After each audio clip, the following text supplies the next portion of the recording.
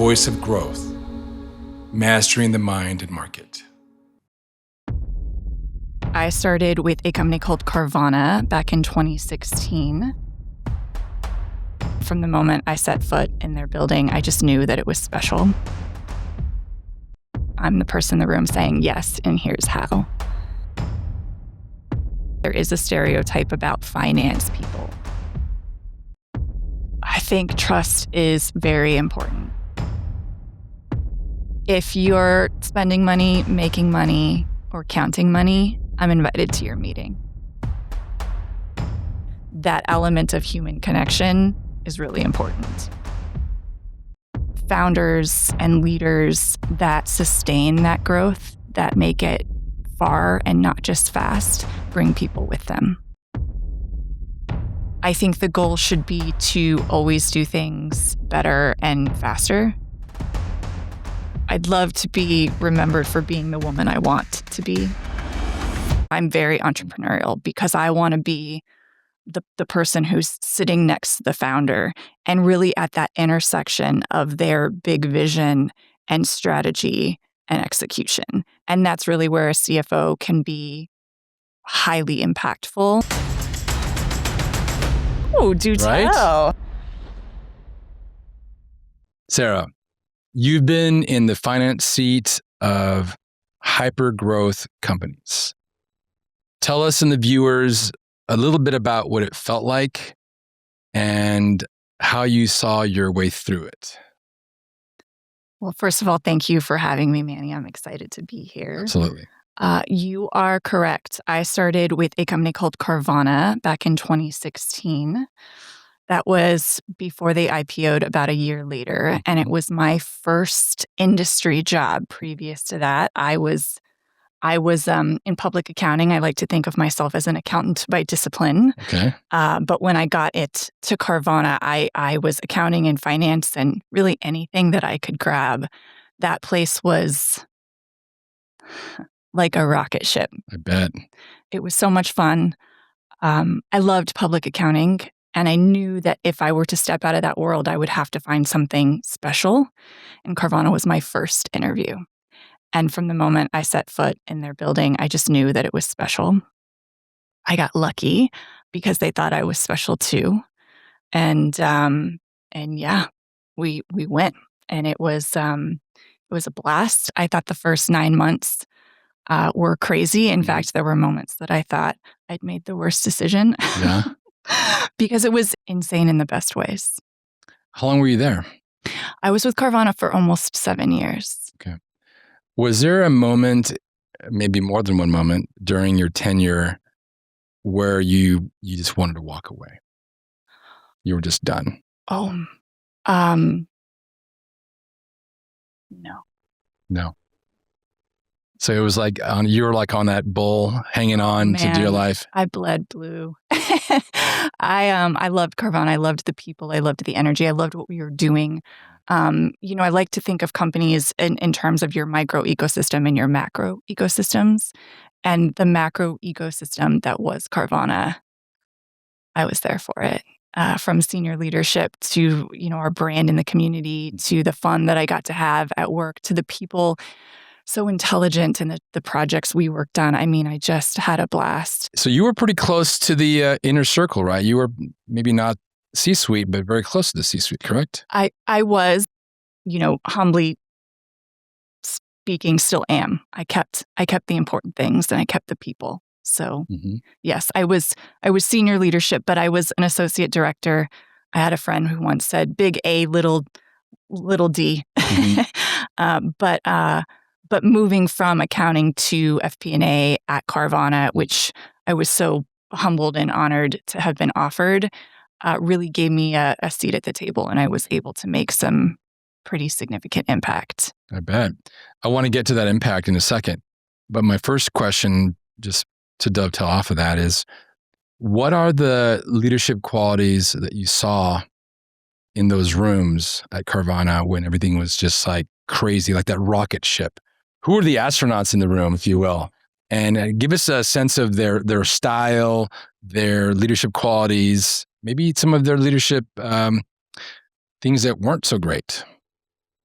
Sure. Um, what's interesting when you think about the entrepreneurial space is we often think about the big idea and we mystify this big idea. We love a vision. It's what gets people on board. Yeah. And I think a good founder is going to be able to explain his vision. He or she, excuse me, they are going to be able um, to share their vision, to bring their network, their access to resources, their charisma, and they're going to be able to get people on board. And that's really what I experienced at Carvana. What was equally exciting was that I think it takes a particularly extraordinary leader to also be a good CEO, which takes all of those attributes of a founder and really harnesses, accountability and execution. A founder wants to get people on board, and a good leader, a good CEO is going to make people want to follow them. And so I saw a lot of that at Carvana, and not just with our CEO, but other really strong leaders. At the beginning of an entrepreneurial journey, you can move really, really fast. And I think speed is important, especially in those moments early on. And a lot of the reason that you can move really fast is that founders will often do things by themselves. They're shouldering the entire burden. I think founders and leaders that sustain that growth, that make it far and not just fast, bring people with them. Interesting. And I saw a lot of that. There were just amazing people there. What do you think the role of timing is in the success of Carvana and the leaders that were there to execute on it? Market timing in particular. I think, timing is important. And I think, you see the way that a leader can pivot and take a different strategic approach when timing is not their friend, when there are macroeconomic headwinds, when something happens that are outside of their control. A good leader understands how to control her controllables and keep people wanting to follow them. And I saw that at Carvana and at Nxu, which was the company I was most recently at. I was the CFO for a company called Nxu Inc. We did electric vehicle technology. I was only there for about 2 years, but it was the perfect antidote to Carvana. At Carvana, I learned to operate and scale, and we got lucky. But we also worked very hard. And at Nxu, I got to be part of the tip of the spear that brings shareholder values in ways that maybe you didn't think that you would have to. Interesting. Give us a sense of that scale. What was the start at your tenure at Carvana, and what was the end? And maybe even now, where are things? I mean, give us that arc. Yeah. So candidly speaking, I really try not to keep Carvana numbers in my head anymore. That's fine. That said, there are some moments that were critical. I think I was around the 300th employee in mid-2016. And by the end of that calendar year, we had more than 3,000 employees. I mean, how many? Just 3,000. We grew very quickly. Looking back, it's the work that it took, the collaboration that it took, the iteration that it took, all sort of mystifies me. But one of the key sort of metrics that we would talk about a lot, at least while I was still at Carvana, was that we sold double the number of retail vehicles every year that I was there. Okay. And that's scale. That is scale. Yeah. That's massive scale. Yeah. So I'm going to cut across your entire experience base. So Carvana and Nxu and everything else you've done. And this is under a backdrop. We don't interview a lot of CFO types, finance types. Okay. but it's an integral part of the whole supply chain of making a business run. How important do you believe trust is in a role like you have been in? I think trust is very important, and in particular, within the C-suite. And first, to sort of reference back to your comment that you don't chat with many CFOs. It's interesting because I think there are a lot of CFOs out there who would view themselves as not at all entrepreneurial. That's the stuff of founders and of CEOs. What's interesting though is that I sort of shift that perspective and believe I'm very entrepreneurial because I want to be the person who's sitting next to the founder and really at that intersection of their big vision and strategy and execution. And that's really where a CFO can be highly impactful. Again, early on in a company's life stage, a CEO may go it alone. But at some point, if they want to keep going and they want to go far and they want to go fast, they're going to need somebody sitting next to them. And so, I think about these big ideas that are fragile in their entrepreneurial state. And it's the people around the idea that care about it, that buy in, that get on board, that are going to make it strong and durable. Man, that's powerful. That I never thought about it that way. Well, I think you're not alone in that. But I've only worked for startups after leaving public accounting, and it energizes me. But I'm not the person in the room with the first big idea. I'm the person in the room saying yes, and here's how. No, I'm gonna just say this. Like I've grown companies. I've been part of startups. I've worked at many levels in corporate and on my own as a consultant, and I've done it all. And as a CEO, founder kind of person, I need my right hand and my left hand. My right hand is my COO, the person that's going to be putting their shoulder into it and just making it, grinding it out, making sure that we're doing what we're there to do, whether it's a product or service or whatever. The other hand is my CFO. They're going to make sure that we have the right fuel, the right resources to make it all happen. In my days, I've struggled the most with that left hand, with that CFO side. I've had very brilliant operators that have taken my companies and sort of multiplied them higher and higher. But our Achilles heel has always been that CFO side. So very interesting. Interesting. Can I ask, Please. Is that because you haven't found the right person? Really? I haven't found the right person. And what I've done, what I've had to do is I've had to grow my own, basically roll my own. I've had to take people that maybe were not in the right space and help them to move into that role, which has been effective.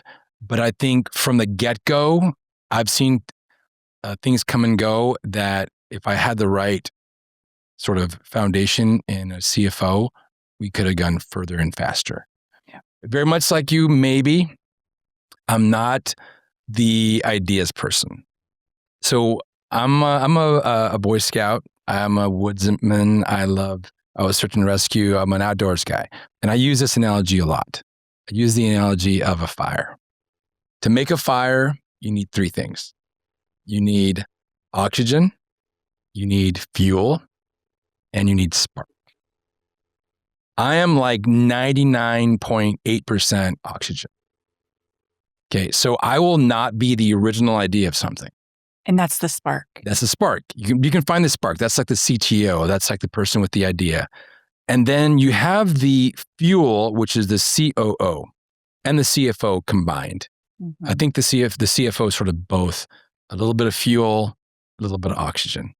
So I'll put my shoulder in there all day long, but if you don't have the resources to make it happen, there's a struggle there. Would you agree with me, or would you have another thought? No, I think that's I love the metaphor. And it's interesting. I think whether earned or not, there is a stereotype about finance people that they are very numbers driven, that they're not there to really buy into the story, that they sit in their dark room and, on their spreadsheets, Yeah. which, don't get me wrong, love me, just a blank Excel. Yeah. Just what am I going to build today? Um, it, it- but I do believe that, at least in my personal experience, the power, and maybe that's the oxygen, comes from collaboration with others. A CFO and a COO are just two peas in a pod. I have found that the only way that I get the numbers to look like what I want them to look like is to change something within the organization, something upstream. And the only way you do that is to talk to your operators, to understand what's going on and what you can change, what levers. I think a CFO certainly is going to have to say no sometimes. Mm-hmm. But the right person sitting next to the right founder or CEO or COO is going to say yes and. Yeah. In particular, in situations where resources are limited, which, by the way, is always just, somebody who can take vision, scenario plan, and talk strategy towards all those scenarios. And that's how you get stuff done. So let's talk through a scenario. Okay. This is something that I toy around with, and there's others that know about this sort of concept. Should a company change its way of operating to suit the financial framework that it has, or should it be the other way around? In other words, let me say it a different way. We have a process in place that we do ADF all day long. Okay, that's how we've done it. We've grown up that way in our startup. Now we're graduating to the big leagues, and now we have an ABCDEF that does it. Should we change the way we do things to suit our financial process, or should the financial process adjust to the way we do things historically? If you say financial process, maybe the answer is no. However, if you mean financial process in terms of results, I think the bottom line that, maybe we don't directly talk about as much is that businesses only exist to make money. And so if you're not making money or you're wasting resources, then absolutely. I always say, with love, if you're spending money, making money, or counting money, I'm invited to your meeting. And that's because I care about collaboration. I want to be there to understand the business. It's critical that a CFO doesn't just understand the money, but understands what we're doing and why we're doing it. And B, so that I can be a good partner and say, well, here's a scenario. Here's what could happen. Here's a different way to do it. Or, yes, I would love to do that. And we have to find the money. Oh. So, but if it's just process that you're talking about, the way we count money, then I think that should be about collaboration in it. And it speaks to your previous question about trust. Mm-hmm. You've got to be able to have those conversations with people that you trust. I think it's very important that everyone feel like their voice at the table is valued. Mm-hmm. And if you're in an organization where finance isn't valued, then, maybe it's not the spot. But it's also just, I think, ripe for change and ripe for maybe the right person to come in and facilitate connection and communication, which I don't think CFOs usually lead with. But that's where I feel like the secret sauce is. Collaboration always looks like competence. Yeah. There's another metaphor I'll use regarding a trip I took last year to Oaxaca, Mexico. Okay. And they were guiding us around, and they showed us this field back in the Mesoamerica days. This is like 4,000 years ago. And with the people in that area, the Toltecs in particular, they developed this planting system that required, they called it the three sisters. Okay. Okay. Corn, squash, and beans. They planted them together because the way they grew and this and that, they would sort of support one another, and they could have a season of corn. And when the corn stalks would fall, it would put the nutrients back into the earth and all that. And so I see that right now with a lot of the people in the industry. Startups are really, a lot of the times, focused on the CEO as the hero. I mean, there's movies about it. You don't hear about CFOs in the center of a movie. You hear about Zuckerberg, you hear about Steve Jobs. Occasionally you hear about like a Tim Cook that maybe came from more of the operations finance side, but those are rare. Do you have anybody in your domain that you look up to that is CFO or maybe a COO or CEO or COO with a financial background? I do. And you're right that the CFO is not generally the focus. I have a good friend who we have a similar background. Came from public accounting, and then she got into finance and has been a CFO for a lot longer than I have. And she just took her first CEO role. So excited for her. And she's excited and seems to be naturally fitting into it. That said, I don't just look up to finance people. I look up to anybody who is going to embody the leadership qualities that I care about. And a lot of those people have been operators. I don't know how this happened, but some of them are lawyers, So I'm very social. I find that I'm at my best when I'm working with others. Mm-hmm. And I will pick up, good qualities. I'm a Gemini, so I'm naturally curious. I'm highly influenceable by people, regardless of their backgrounds, who care. I feel there's a bit of a kinship between people in the accounting world and engineers. Ooh, do right? tell. Think about I'm an engineer.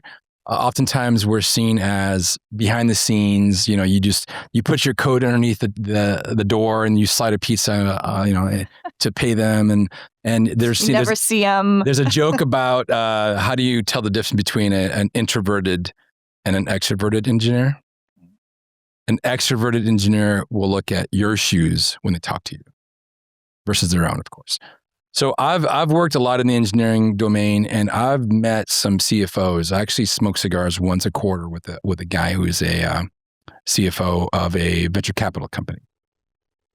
What do you see are the elements that are missing in corporate America today from your vantage point? It doesn't have to be a CFO. What are we missing as a market, as a culture, to really advance our entire society forward? I know it's a bit of a lofty question, but I'm curious to get your take on it.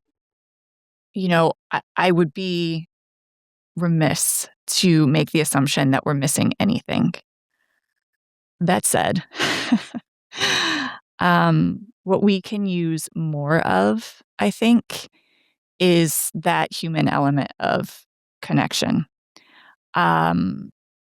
Years ago, I had an executive coach who I loved, and we worked on my personal brand for a while. And she had me come up with some sayings for how to describe my personal brand. And one of them that we landed on was say love more. I came up in a very conservative industry, accounting, which is where I got my start. I'm a degree in accounting, and I'm a CPA, and I did 10 years in public. It's highly conservative. It's also the cutting edge of that industry. It's highly dynamic.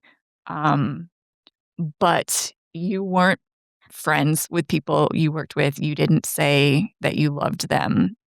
You didn't talk about feelings. I think, especially now as we're contemplating AI as a major business lever, that element of human connection is really important. And so to any person or company who feels like they had it and lost it or feels like they never had it, I think now is a very important time to harness it. Yeah. You like literally walked right into my next question. Ooh, I love it when that happens. Yes. AI is the 800-pound gorilla, maybe like 1,200-pound gorilla in the room. Sure. Just keeps getting fatter and fatter, you know? They're maybe more muscle. I don't more want to muscle, judge. I more don't want to muscle. judge. Okay. There's a substantial amount of activity, funding, and just overall energy going towards AI.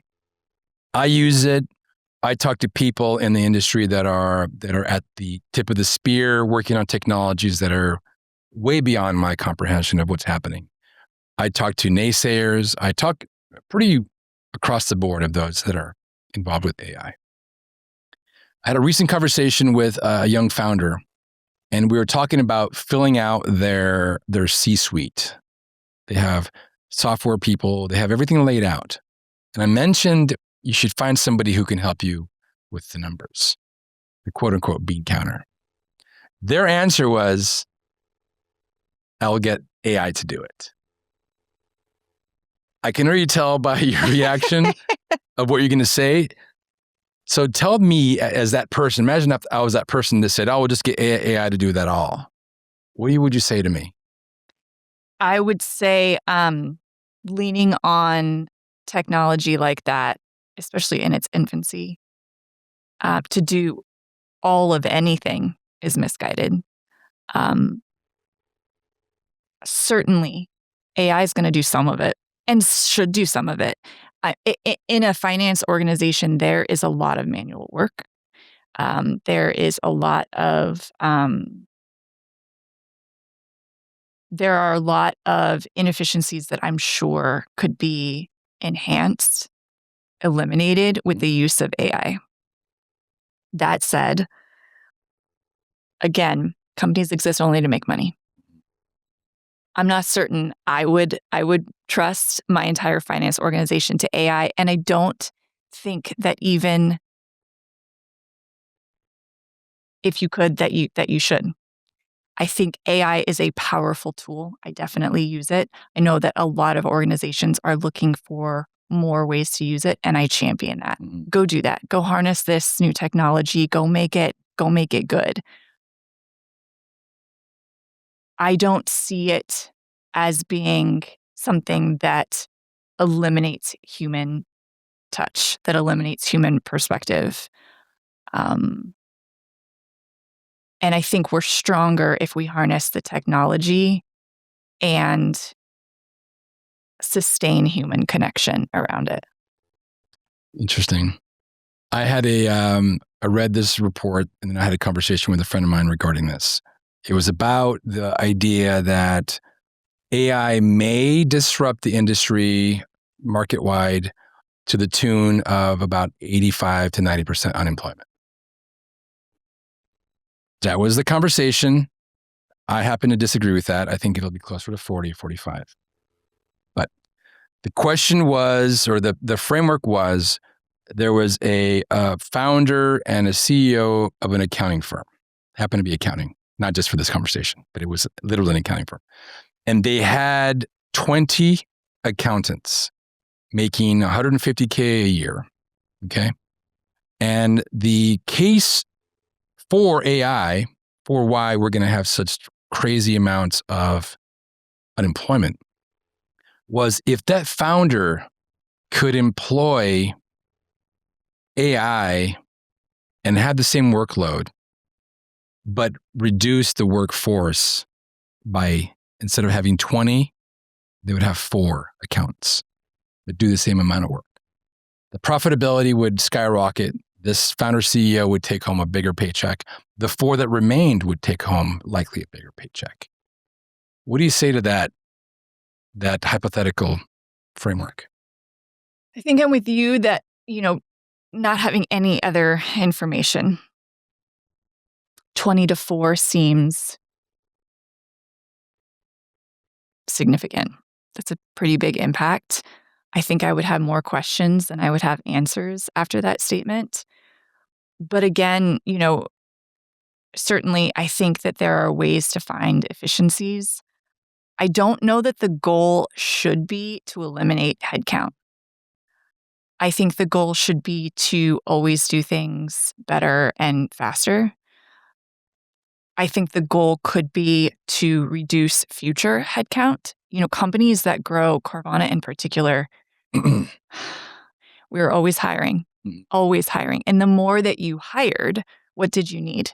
You needed recruiters to be able to handle that hiring load.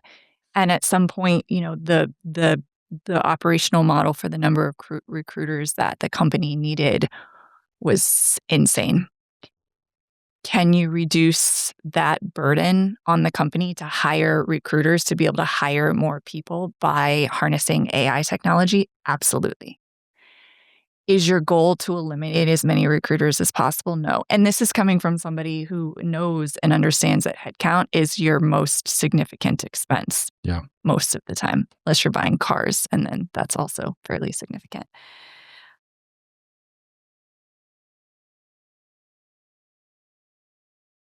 I think naturally there's going to be fear with introducing new technology. And I think what I hope is that that is healthy fear, that we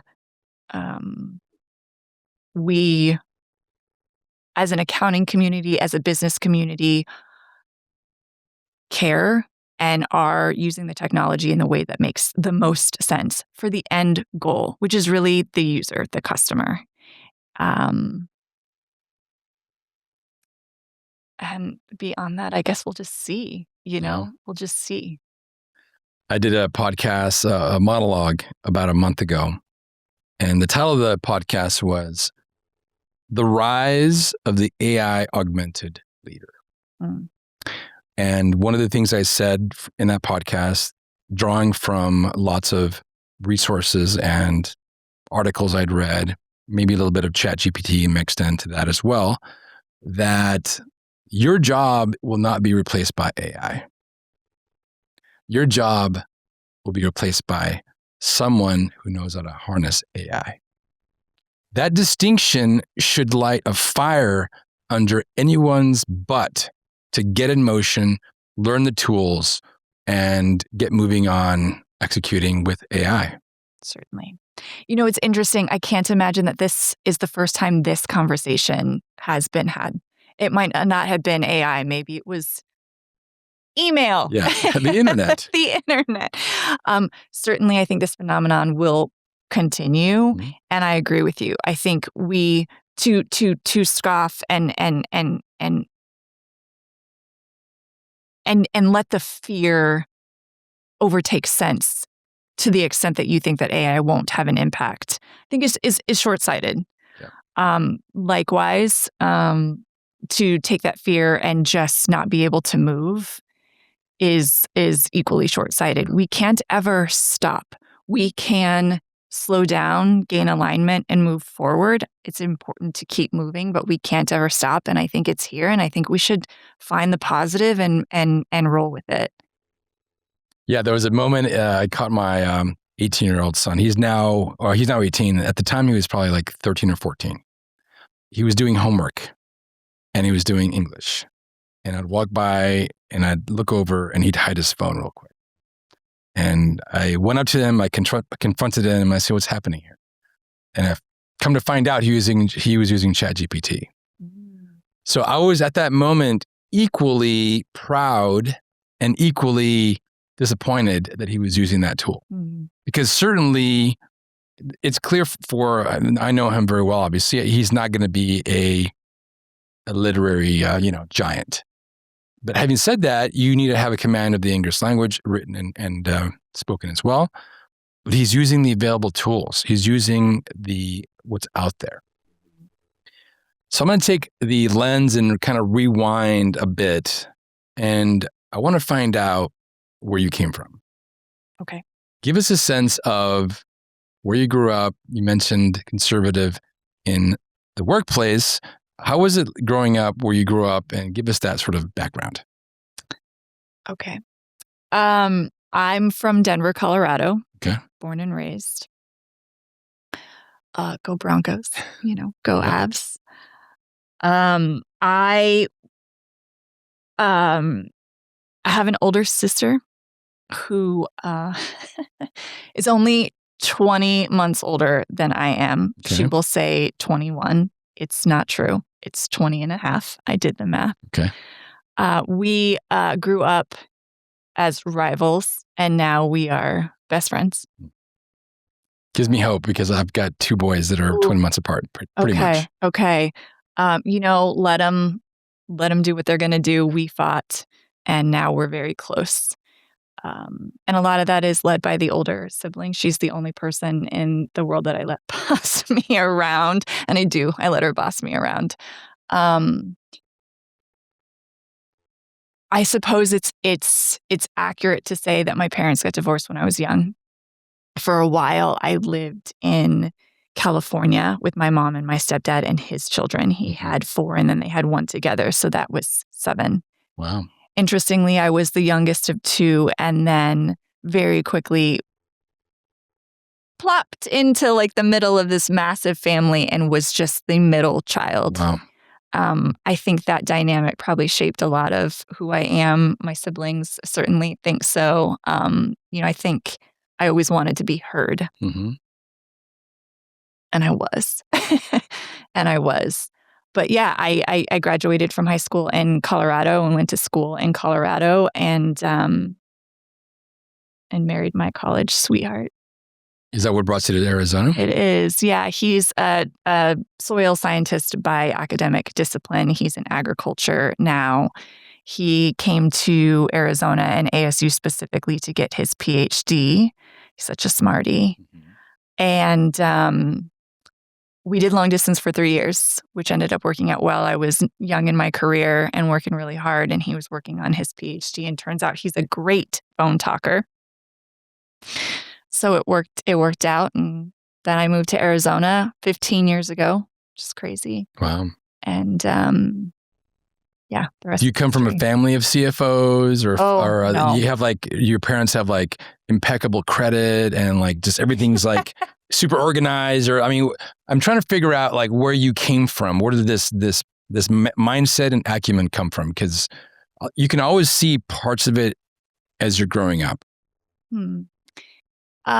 So I thought I was a rebel growing up. Turns out, maybe not both of my parents, my dad and my mom, were accountants. They both graduated with degrees in accounting, but hear me out. Okay. All right.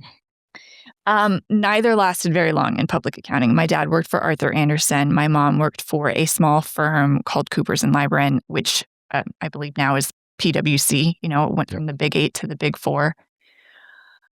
And they didn't last very long.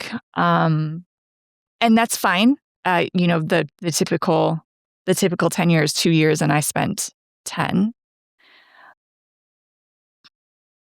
I think the reason I went into accounting is because I knew I wanted to go into business. Mm-hmm. And accounting is by far the most difficult discipline within the business school. It's the most technical, and I do hard stuff. I wish I were a little bit different. I wish I didn't always have to do the hard thing. But I do. And fun fact, when I started in school, I was planning to double major in chemistry and accounting. I was very good at chemistry in school, and I loved it. And I wanted to start my own cosmetics company. Wow. So took freshman chemistry, did very well, and then dropped the major because I realized 2 things. 1, I didn't want to work that hard. And 2, you don't need a major in chemistry to start a cosmetics company. Very true. So is that giving you more insight? Yeah, 100%. Okay. I think that you said something there that I want to pull on that string a bit regarding the fact that accounting is not easy. No. It's hard. And it's scoffed at in a way by sometimes the entrepreneurial community, much like engineers as well. And I think there's a lot of power in that, however. Do you know what a sleeper is? A sleeper car, right? It's this old beater that looks like it can barely run, but under the hood is this like finely tuned engine that can just like floor it, take off. I think having that background and having your entrepreneurial mindset is obvious why it took you from Carvana to the top. It took you from Nxu Inc. and so forth. I think that's evident that's so much power held within that. Keeping a foot into the accounting domain and CFO and all these other things, but also something you said much earlier is truly understanding the business. Looking back now on one of my accountants I had back in the day, she did not understand the business.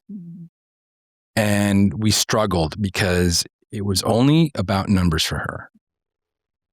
Walking her down to the shop floor, showing her around, she only had a very minimal inkling to want to know more. She'd ask a few questions. But looking back now, I realized that if she would have fully understood what we did, she would have been more clever, more creative on helping our customers find the money, helping ourselves find money, and it would have been a different story altogether. Yeah. So, you have any thoughts about what I just said? You know, interestingly, and circling back to AI, there might be some tasks on an accountant or finance person's plate that they want taken off. As I think about the evolution of the finance world, let's say over the last 10 years in particular, we ask a lot more of our finance folks. We want them not only to know the numbers and be highly technical, understand the books without any sort of error or fraud. We also ask them to be highly strategic. We ask them to be partners to the operators. We ask them to share in the vision. And I think it's difficult to ask that of one person. And yet, I want to be that person because I do the hard stuff. Now, it would be nice to have some of those small tasks taken off my plate. Absolutely. AI, come in and, let's work together and figure out what those things are. Interesting. But I do think that in the right environment, accountants are, and finance, they're encouraged to be part of the business. Accountants are often referred to as the historians, right? They are looking to what you did previously to make sure that they document it the right way. Very important. My approach is I want to be side by side. Certainly I have to document what we did, but the only way that I understand that, if I know that I got the number right, is to know what you're doing, what you're working on. I connect to the numbers through my relationships. I think that started early in my career as an auditor. You're given this set of financial statements and you don't really know how the numbers got there. So you have to ask, and you start with the people because they tell the story. I think, the numbers give you data and the people give you context. And so I want to be working side by side. And a lot of times at Carvana in particular, I felt like finance led initiatives. We saw numbers we didn't like. And like I said, the only way without cooking the books is to get into it. And so I was boots on the ground talking to people about fuel costs and vehicle repair costs because I want to be part of the business. I want to shape it. I want to understand it. I want to be a member of the team. And I don't want to just follow behind you and, record invoices and be the historian. I wish I had a crystal ball so I could see what was coming, but without that, given that that's not really a thing, what you have is your relationships. True. We're going to play a little game. Ooh. We're going to do a handful of rapid fire questions. First time I've ever done this, by the way. Okay.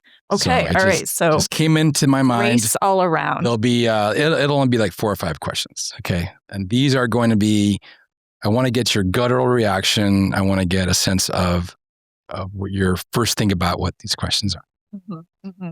Okay, you're working on this this big spreadsheet, and you're trying to get this budget to balance, and you're off by 14 cents. What do you do? You move on. Okay. At what point do you not move on?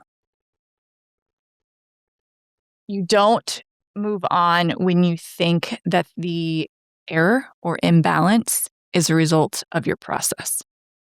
If you've got an error somewhere upstream in your balance sheet, a formula that is wrong, that is creating issues, that will compound over time. But if for some reason you just have this one-time error of 14 cents, I'm not certain that that's worthy of your time. Okay. Second question. Would you work for a private equity company whose your job would be to go into a company, do some of the forensic financials, and then make the decision whether you're going to buy the company or not? Sure. Why? I'm a girl who likes an open door. Okay. Yeah. I don't say no immediately to much. Again, I think that's the Gemini in me. I'm just curious. So without knowing more, there's no reason for me to close that door. Sure. Okay. Similar but different question, which is always kind of an oxymoron. Would you ever go into academia? No. Why? They don't make shit for money. Okay. That's clear as day. Next question. Would you ever put on the CEO hat yourself? Yes. Why?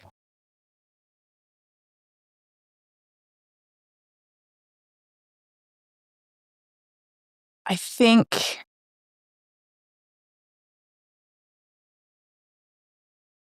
the way that I look at a C-suite, regardless of the actual capital structure of a company, is that you're all co-owners.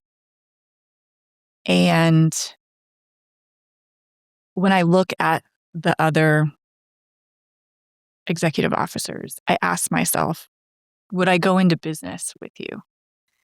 And that's a powerful question because a lot of times the answer might be no.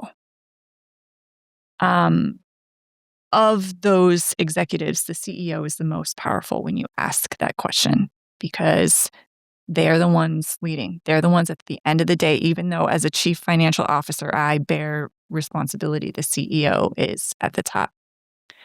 I would hope that someday I would care about something enough and love something enough that I want to take that seat. Interesting. We'll see how it goes. Chess, checkers, or poker? Ooh.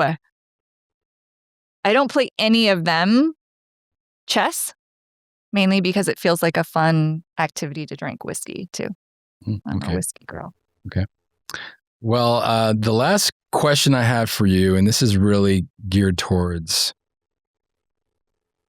a wider audience. Mm-hmm. What would you say to somebody that is early stage in their career? We're talking about maybe even in university, maybe not. I mean, we're talking early 20s that is looking for guidance, irrespective of the financial side and just in general. You have this person that really looks up to you or that comes to you and with a question like, what should I do with my life? Do you have any guiding principles that they could use for which they can lean on to help them through this time?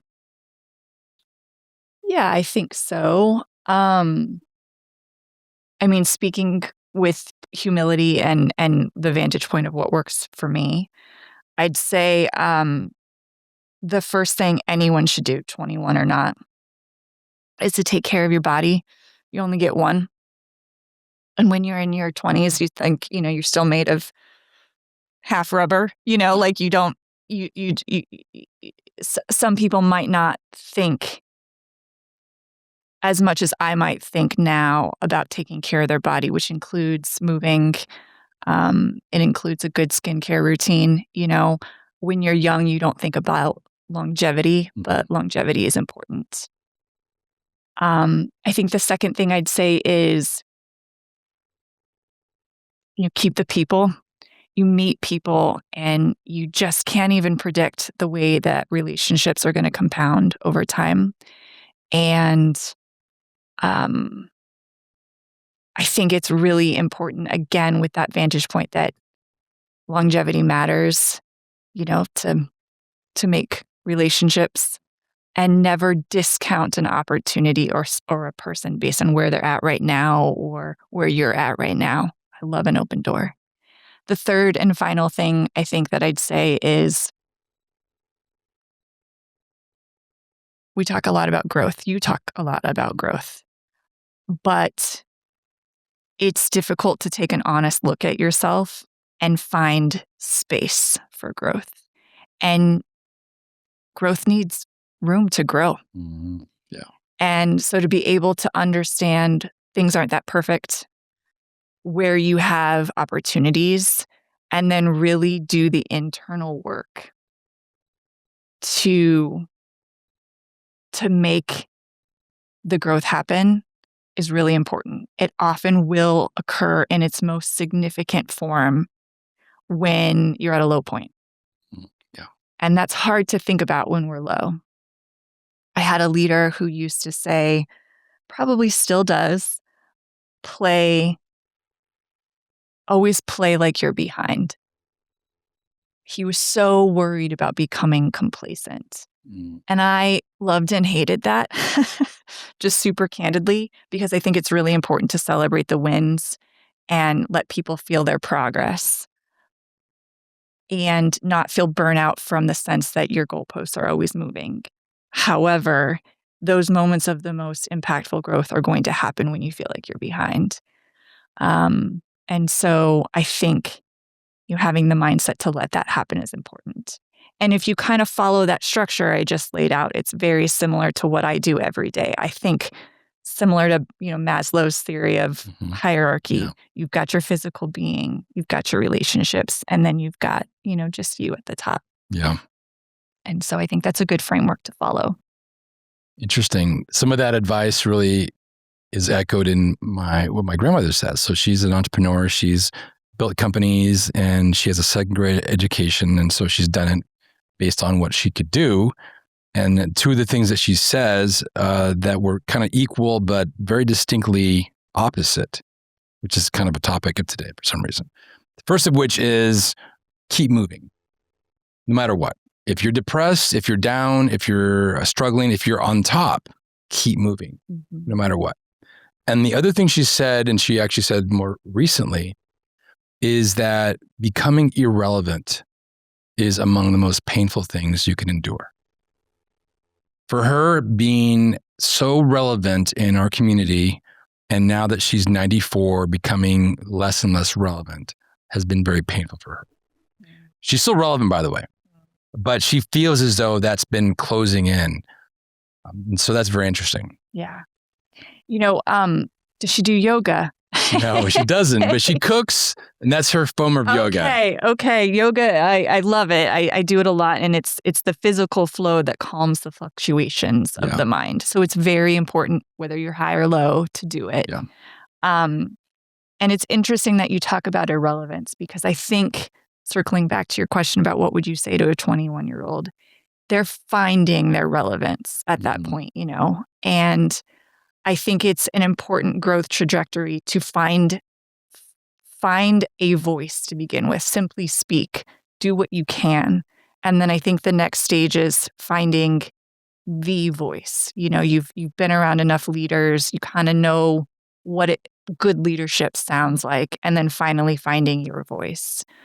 And I feel for your grandmother, because, that's an important growth trajectory, and to feel like you're at the top of that. And if you don't keep growing, you don't keep moving, where are you going? The position I'm in now I run a company, I'm CEO. I'm going to just take that side. I'm going to focus for this last topic. I know I said that before, but this is some good things. Manny. One of the amazing things and perspectives I have on the other side of this table is that I get to speak with lots of people that bring in such insights, such power, such position, such experience that sometimes I just want to create this dream team. I'm not kidding you. I see people and I'm like, man, if this person could be connected with this person with that idea, you get the fuel and the oxygen, let's find the spark and make this happen. Mm-hmm. That gives me so much perspective and pleasure to have that distinct position. And so I guess the last thing I want to say is thank you for being on this podcast. Thank you for sharing your time and your insights. And my final question, promise, is what do you want to be remembered for?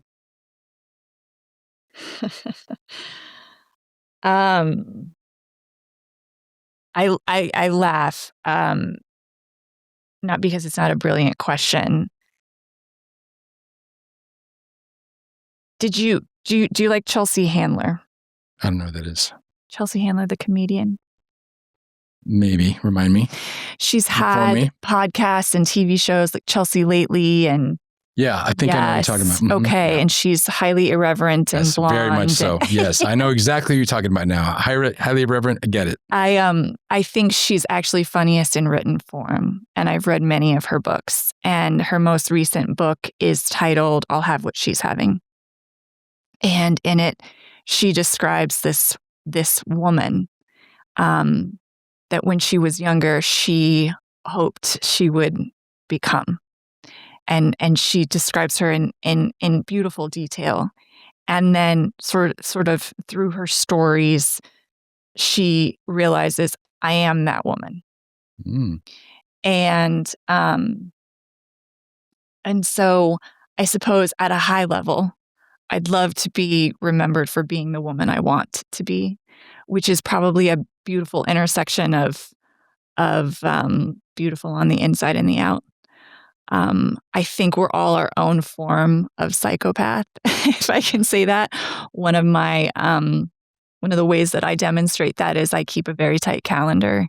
But the reason I do that is because I do what I say I'm going to do. And a lot of what I say I'm going to do is I'm going to be there for people that I love. And so all of their stuff, birthdays, appointments, their things, like when they lose someone or something special in their life, I put it in my calendar, and I'm always is a strong word. I try to be attentive to them through use of my calendar. But yeah, I think somebody who's beautiful on the inside and the out, who cares about herself first. If I'm not at my best, nobody's getting my best.